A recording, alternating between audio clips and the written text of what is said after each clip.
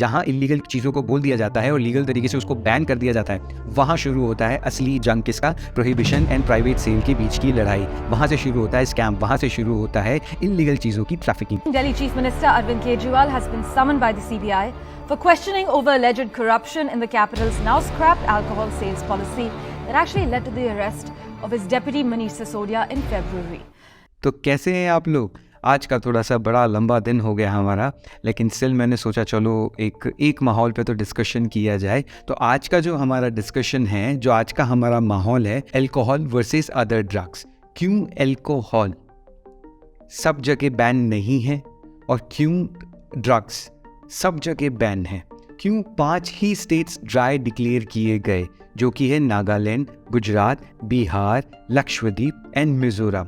इसके बारे में आज हम बात करने वाले हैं। मेरा नाम है CA अभिषेक, आप ट्यून इन है द वेल्थ विजडम चैनल में मेरे साथ। चलिए आज का माहौल बनाते हैं। देखो जी, पहले हम अल्कोहल को समझने की कोशिश करते हैं कि ये अल्कोहल क्यों बैन नहीं है सब जगह। अल्कोहल देखो सदियों पुरानी चीज़ है, हज़ारों सालों से चलती हुई आ रही चीज़ है, इसलिए इंडियन की गवर्नमेंट को ऐसा लगता है कि इसको कंटिन्यू करना चाहिए, इसे बैन नहीं करना चाहिए। लेकिन इसके पीछे का सच है उनका रेवेन्यू। लिकर रेवेन्यू जो स्टेट गवर्नमेंट के पास में आता है, वो अपने आप में एक मेजर शेयर जनरेट करता है पर्टिकुलर स्टेट टैक्स के रेवेन्यूज़ का। इसी वजह से ये अल्कोहल सब जगह बंद नहीं है। According to 7th schedule of the Indian constitution, ये पावर कंप्लीटली लिकर को मैनेज करने के लिए स्टेट को ही दे रखा है कि अल्कोहल कहाँ प्रोडक्शन होगा, मैन्युफैक्चर होगा, कैसे ट्रांसपोर्ट होगा, परचेज एंड इसके सेल कैसे होंगे। पर्टिकुलरली स्टेट को ही ये रिस्पॉन्सिबिलिटी दे दी गई कि तुम अपने नॉर्म्स या रेगुलेशंस को डिसाइड कर सकते हो कि प्रोहिबिट करना है तो कितना प्रोहिबिट करना है, और इसको कंटिन्यू करना है तो किस लेवल पर इसको कंटिन्यू करना है। ये पर्टिकुलरली स्टेट को पावर दे दी गई। एक्साइज टैक्स जो जनरेट होता है वो मेजर उसका शेयर लिकर से ही आता है। तो स्टेट को अपने टैक्सेस को मैनेज करने के लिए मेजर शेयर जो मिलता है वो अल्कोहल लिकर टैक्स से मिलता है। तो आप कहीं ना कहीं देख रहे होंगे, कहीं ना कहीं ये समझो कि जितने भी ये लिकर यूज़ करने वाले लोग हैं वो कहीं ना कहीं स्टेट के रेवेन्यू में अपना पार्ट दे रहे हैं। GDP का 1% लिकर के टैक्स से जनरेट होता है। तो आप समझो आप इंडिया की इकोनॉमी चला रहे हो, कहीं ना कहीं इकोनॉमी का पार्ट हो। अब जब स्टेट का मेजर टैक्स रेवेन्यू इस लिकर से आता है, तो क्यों ये 5 स्टेट्स ड्राई स्टेट्स हैं, जैसे कि गुजरात, बिहार, मिजोरम, नागालैंड एंड लक्षद्वीप, ये अपने स्टेट के टैक्सेस के प्रोक्योरमेंट कैसे करते हैं? ये भी तो एक देखने वाली बात है। क्यों यहाँ पे हम लिकर का टैक्स को इम्पोर्टेंस ही नहीं दी जाती और बाकी स्टेट्स में लिकर का टैक्स का जो रेवेन्यू है उसको इम्पोर्टेंस ही दी जाती है? क्या वो अपने स्टेट्स में अपने रेवेन्यूज़ को, अपने बजट्स को सेट नहीं करते? यहाँ एक सोचने वाला पॉइंट आ जाता है कि कौन सा स्टेट इस रेगुलेशन को, इस नॉर्म को प्रोहिबिट कर रहा है या किस हिसाब से इसको आगे चलने का मौका दे रहा है। ये एक इम्पॉर्टेंट एस्पेक्ट है इसके अंदर बॉस। मैं आपको बताऊँ, स्टेट के जो टैक्सेस हैं 2022 के, जो कि जनरली एक्साइज टैक्स के बारे में हम बात करें, जो कि लिकर टैक्स है, स्टेट वाइज अगर हम बात करें 2022 के आंकड़े, तो भैया यूपी में 31,517 करोड़ रुपए, तमिलनाडु में 7,262 करोड़ रुपए, कर्नाटका में 20,950 करोड़ रुपए, मध्य प्रदेश में 11,873 करोड़ रुपए, महाराष्ट्र में 17,477 करोड़ रुपए, और अंत में हम बात करें राजस्थान की, तो वो है 10,580 करोड़ रुपए का रेवेन्यू जनरेट करता है अकेला ये लिकर टैक्स। अब समझ लो कितना बड़ा अल्कोहल का, लिकर का जो टैक्स है पर्टिकुलर स्टेट का,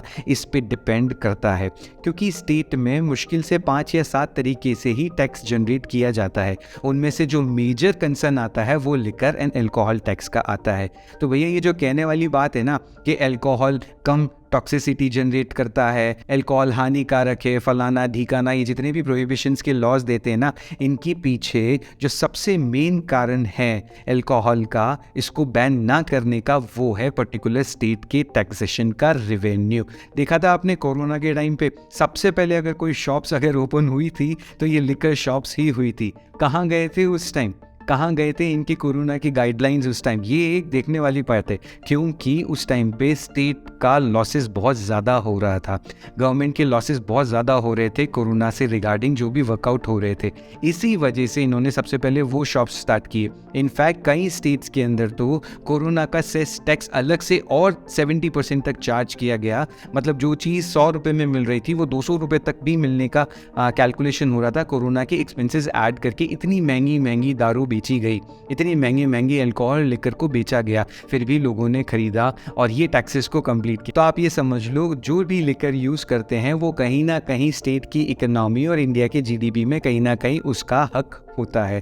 तो ये कंसेप्ट जो बनाया गया ना, वो गवर्नमेंट के थ्रू ही बना गया, इसी वजह से इसे बैन नहीं किया गया। अब हम बात कर लेते हैं क्यों अल्कोहल लीगल है वर्सेस अदर ड्रग्स इलीगल क्यों है, इसके बारे में डिस्कशन करने की थोड़ी कोशिश करते हैं, देखते हैं क्या आउटपुट आता है। तो देखो, अदर ड्रग्स जो हैं उसके रिगार्डिंग नारकोटिक्स कंट्रोल ब्यूरो के नाम से एक एक्ट, एक कंट्रोल ब्यूरो इस्टेब्लिश किया गया 1985 के अंदर। इस नारकोटिक डिपार्टमेंट को ये रिस्पॉन्सिबिलिटी दी गई कि जो भी अदर ड्रग्स हैं जो ज़्यादा टॉक्सिक हैं, जो ह्यूमन बिहेवियर्स में ज़्यादा नेगेटिव इफेक्ट्स देते हैं, जो क्रिमिनल एक्ट्स को ट्रिगर कर सकते हैं, जिनसे डेथ की परसेंटेज ज़्यादा बढ़ती है और एक जो सोशल मोरालिटी है वो बहुत कम होती है, और उसकी रिगार्डिंग जितने भी टाइप के ये अदर ड्रग्स हैं उनको कंट्रोल करने की रिस्पॉन्सिबिलिटी इस नारकोटिक ड्रग्स ब्यूरो को दिया गया। अब आप स्क्रीन पे एक शीट देख रहे होंगे, इस शीट में आप देखोगे कि इतना हाई यूज़ होता क्यों है एलिसिट ड्रग्स का इन इंडिया में। इंडिया सबसे बड़ी कंट्री है, आप देख सकते हैं, जहाँ पे ये जो अदर ड्रग्स हैं, ओपियोइड्स और कैनबिस हुआ, एटीएस हुआ, कोकेन हुआ, ये इनकी परसेंटेज इंडिया में सबसे ज़्यादा है, इनके यूजर्स भी सबसे ज़्यादा हैं। तो इस स्क्रीन पे आप देख रहे होंगे कि कितना इंडिया बैडली क्रेव कर रहा है फॉर बैंड ड्रग्स में। आपने अभी रिसेंटली सुशांत सिंह राजपूत जी का भी केस देखा होगा, जिनका डेथ केस था, जहाँ पे आपने देखा होगा कि न्यूज़ में पता था कि उन्होंने एलिसिट ड्रग्स को यूज़ किया हुआ था। डेथ उसकी वजह से हुई या नहीं हुई, ये कंट्रोवर्सी मैटर है, लेकिन स्टिल ये आपको आइडिया देगा कि देखो, आप ये पर्टिकुलर शीट में देखो, ड्रग की कैटेगरी देखो, इंडिया में सबसे ज़्यादा कैनबिस हुआ, ओपियोइड्स हुआ, एटीएस हुआ, कोकेन हुआ, इंडिया सबसे ज़्यादा पॉपुलर है इन कंट्रीज़ के अंदर, जहाँ पे सबसे ज़्यादा ये अदर ड्रग्स, जो अदर टॉक्सिसिटी वाले ड्रग्स हैं, वो यूज़ किए जाते हैं। तो भैया आप समझ लो, अल्कोहल को तो इसीलिए बैन नहीं किया गया क्योंकि वो गवर्नमेंट के हिसाब से वो कम टॉक्सिसिटी प्रोड्यूस करता है as compare to other drugs. तो इस वजह से इनका रेवेन्यू मॉडल सबसे पहले जनरेट होता है, क्योंकि other drugs actually toxicity produce करते हैं एज़ कम्पेयर टू अल्कोहल। इसी वजह से इसको बैन रखा गया है, इसे इलीगल माना गया है। जहाँ इलीगल चीज़ों को बोल दिया जाता है और लीगल तरीके से उसको बैन कर दिया जाता है, वहाँ शुरू होता है असली जंग किसका, प्रोहिबिशन एंड प्राइवेट सेल के बीच की लड़ाई।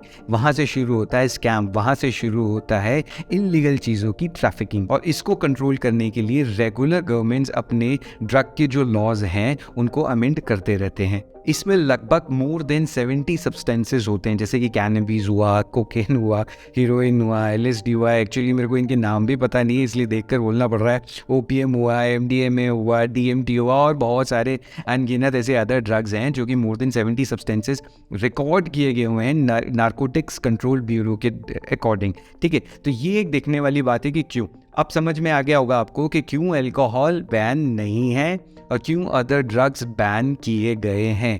अदर ड्रग्स को अगर ये लोग स्टार्ट भी कर दें और उसमें 500% का टैक्सेशन भी अगर वो रखने की कोशिश करेंगे तो भी उसे वो नहीं चला सकते, क्योंकि ये सोशली मोरालिटी की तरफ नहीं जाता, सोशल एथिक्स पे ये नेगेटिव बिहेवियर देता है। इस वजह से ये इलीगल है और उस वजह से अल्कोहल क्या है, लीगल बना रखा है। तो इस तरीके के फाइनेंस से रिलेटेड, फैक्ट से रिलेटेड और करियर से रिलेटेड अगर आप इन्फॉर्मेशन और भी चाहते हैं तो आप इस चैनल में ट्यून इन रहें। मेरा नाम है CA अभिषेक, आप ट्यून इन थे द वेल्थ विजडम चैनल में मेरे साथ। आपके वक्त और फीडबैक के लिए शुक्रिया।